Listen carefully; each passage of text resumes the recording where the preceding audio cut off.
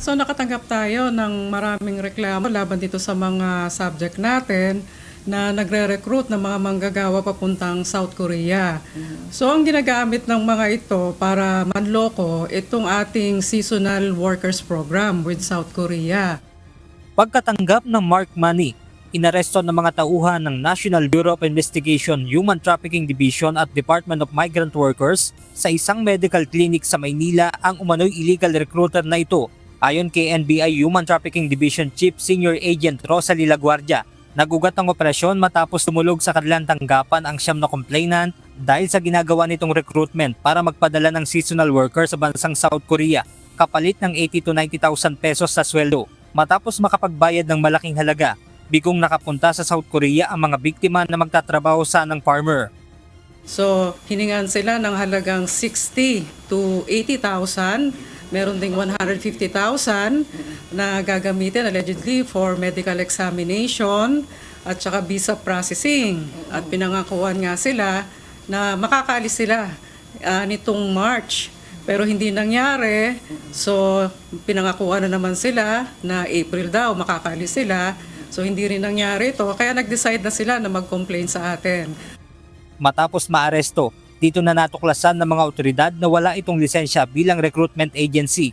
Dagdag pa ng NBI, may ipinapakita ang suspect na memorandum of agreement mula sa isang lokal na pamahalaan sa Batangas para magpadala ng seasonal workers sa naturang bansa. Base sa investigation namin, walang koneksyon itong ating recruiter doon sa nabanggit na LGU.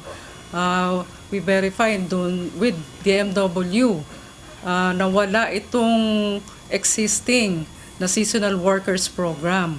So, mukhang pinalsipay yung signature nitong mayor ng naturang bayan.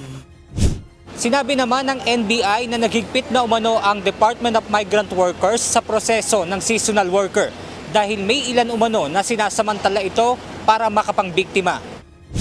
Meron po tayong ganong arrangement pero ngayon, as of now, hinihigpitan na po ng DMW etong mapasok sa ganitong programa considering na ginagamit na ito ng mga sindikato upang makapag-recruit ng mga manggagawa illegally.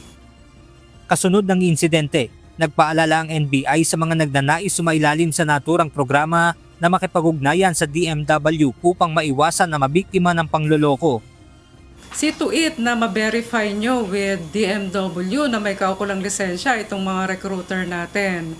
At pag wala po itong sa listahan ng DMW doon sa mga lisensyadong recruiter, ay wag na po tayong magtuloy sa ating pag-apply para hindi naman pumasayang yung perang pinaghirapan natin. Sa ngayon ay nasa kustodiya na ng NBI ang naarestong suspect na posibleng maharap sa reklamong large-scale illegal recruitment at estapa. Patuloy namang tinutugis ang 2 pang kasabwat ng suspect. Benedict Samson, UNTV News and Rescue. Diyos ang aming santigan, serbisyo publiko ang aming pinahahalagahan.